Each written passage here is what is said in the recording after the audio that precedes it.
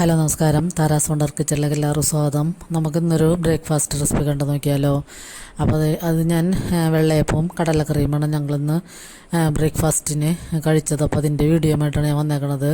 പിന്നെ ചായയുമുണ്ട്. അപ്പോൾ ഇത് തണുപ്പുള്ളി കാലാവസ്ഥയിൽ നമുക്ക് നല്ല ചൂടൻ വെള്ളയപ്പവും നല്ല ചൂടുള്ള കടലക്കറിയും ചൂടൻ ചായയൊക്കെ കൂട്ടി കഴിക്കുമ്പോൾ തന്നെ ഒരു പ്രത്യേക ഫീലാണ്. അപ്പോൾ വെള്ളയപ്പം നല്ല സോഫ്റ്റായിട്ടും നല്ല ഹോൾസൊക്കെ വന്നിട്ടുള്ള നല്ല അടിപൊളി വെള്ളയപ്പമാണ്. അപ്പോൾ ഈ വെള്ളയപ്പത്തിൻ്റെ മാവ് കൊണ്ട് തന്നെ ഞാൻ വട്ടയപ്പവും അതിൻ്റെ മാവ് കൊണ്ട് തന്നെയാണ് ഉണ്ടാക്കുന്നത്. അപ്പോൾ നല്ലത് സോഫ്റ്റായിട്ടുള്ള നല്ല വെള്ളയപ്പമാണ്. അപ്പോൾ ഇപ്പോൾ ഈ മഴക്കാലത്ത് നമ്മൾ തലേ ദിവസം ആണ് ഞാനിത് അരച്ച് വെക്കണത്. അപ്പോൾ ഈ വെള്ളയപ്പത്തിൻ്റെയും പാലപ്പത്തിൻ്റെയൊക്കെ വീഡിയോ ഇതിക്കുമ്പോൾ ഞാൻ ഇഷ്ടം പോലെ ഇട്ടിട്ടുണ്ട്. മുമ്പുള്ള വീഡിയോയിലൊക്കെ കയറി നോക്കിയാൽ നിങ്ങളത് വീഡിയോ ഒക്കെ കണ്ടൊന്ന് സപ്പോർട്ട് ചെയ്യുക. ഇത് ഞാൻ വട്ടയപ്പം ഉണ്ടാക്കാൻ വേണ്ടി പാത്രത്തിൽ ഒഴിച്ച് വെച്ചേക്കണതാണ്.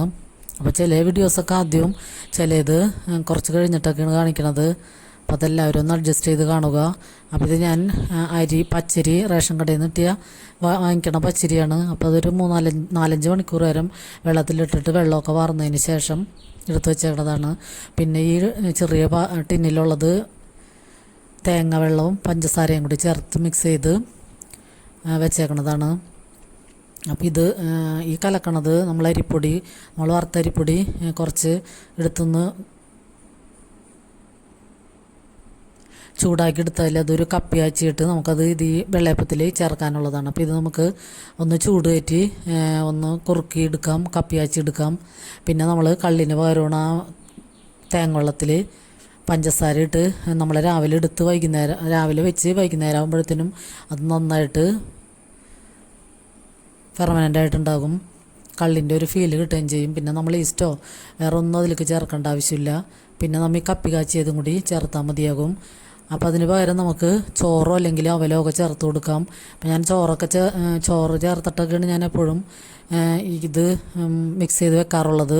അപ്പോൾ ഇത്തവണ കപ്പി കാച്ചി വെക്കാമെന്ന് വിചാരിച്ചാണ് പണ്ട് അമ്മമാരൊക്കെ ചെയ്തിരുന്നത്. ഇങ്ങനെ അരി അരച്ചതിന് ശേഷം അതിൽ നിന്ന് കുറച്ചെടുത്തിട്ട് കപ്പി കാച്ചിട്ടാണുള്ള വെള്ളയപ്പം ഉണ്ടാക്കിയിരുന്നത്.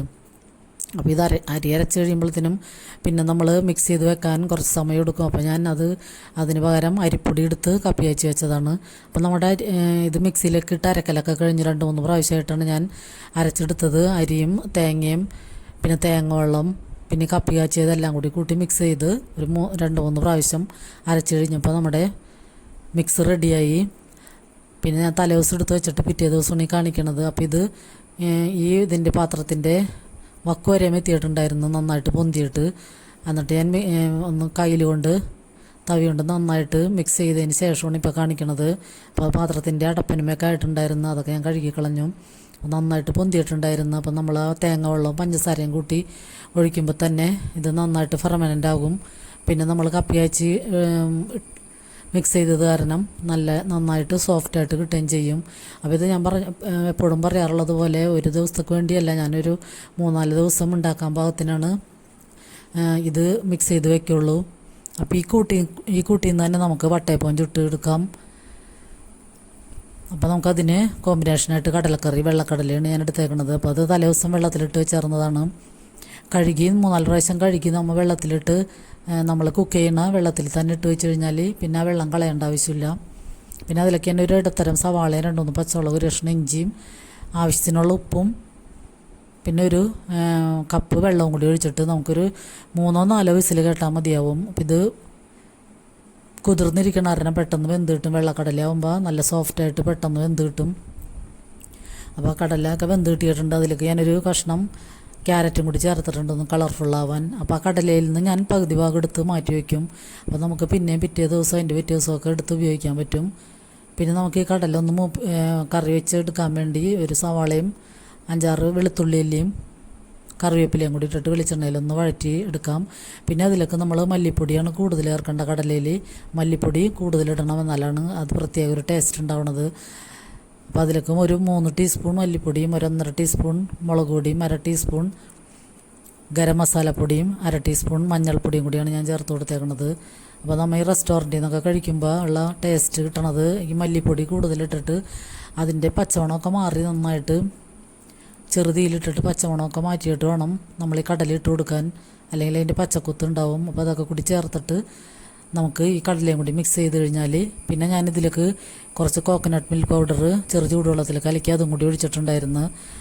അപ്പോൾ നമ്മുടെ അടിപൊളി കടലക്കറി റെഡിയാണ്. പിന്നെ നമ്മുടെ വെള്ളയപ്പം ഉണ്ട്. വെള്ളയപ്പം നല്ല സോഫ്റ്റായിട്ട് കിട്ടിയിട്ടുണ്ട്.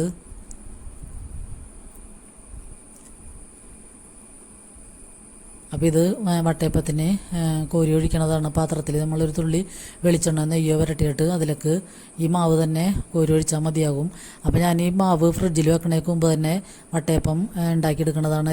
ഡിന്നറിന് വേണ്ടി രാവിലെ തന്നെ ചുട്ട് വെക്കണതാണ്. അല്ലെങ്കിൽ നമ്മൾ ഫ്രിഡ്ജിലെടുത്ത് വെച്ച് കഴിഞ്ഞാൽ പിന്നെ അത് പൊന്തി വരാനൊക്കെ കുറച്ച് സമയം എടുക്കും.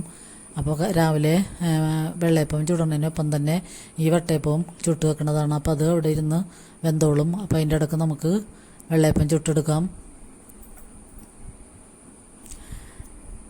അപ്പോൾ നമുക്ക് ഈ റേഷൻ കടയിൽ നിന്നൊക്കെ കിട്ടണ പച്ചരി കൊണ്ട് ഇങ്ങനെയൊക്കെ അരച്ചൊക്കെ നല്ല സൂപ്പറായിട്ട് പാലപ്പോ വെള്ളയപ്പോ അല്ലെങ്കിൽ ദോശയൊക്കെ ഉണ്ടാക്കാനായാലും ഈ അരി മതിയാകും. അപ്പം ഇനിയിപ്പോൾ സ്കൂളൊക്കെ തുറക്കാൻ പോവുകയാണ്. അപ്പോൾ മക്കൾക്കൊക്കെ രാവിലെ ബ്രേക്ക്ഫാസ്റ്റും ലഞ്ചൊക്കെ കൊടുത്തു വിടാനൊക്കെ ഇങ്ങനെയൊക്കെ തലേ ദിവസം തന്നെ ചെയ്തു വെക്കുകയാണെങ്കിൽ നമുക്ക് രാവിലത്തെ പണി എളുപ്പമാകും. അപ്പോൾ ജോലിക്ക് പോകണ അമ്മമാരൊക്കെ ആയാലും വൈകുന്നേരം ഇങ്ങനെ അരിയൊക്കെ കുതിർത്ത് അരച്ച് വെച്ച് കഴിഞ്ഞാൽ പിറ്റേ ദിവസം പെട്ടെന്ന് നമുക്ക് പണികൾ തീർക്കാൻ പറ്റും.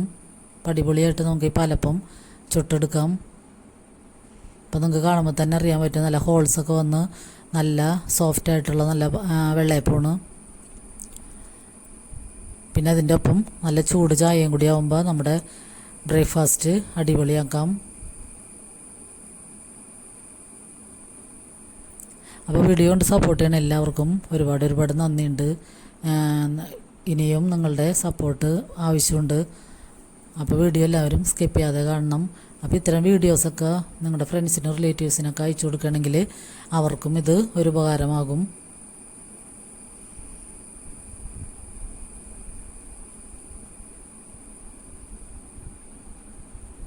അപ്പോൾ നമ്മുടെ ഇത്തരം നാടൻ റെസിപ്പീസൊക്കെ കാണാൻ നമ്മുടെ ഈ ചാനലൊന്ന് സബ്സ്ക്രൈബ് ചെയ്ത് സപ്പോർട്ട് ചെയ്യണേ. ആദ്യമായിട്ട് കാണുന്നവരുണ്ടെങ്കിൽ സപ്പോർട്ട് ചെയ്യുക. അപ്പോൾ എല്ലാവർക്കും ഒരുപാട് നന്ദി.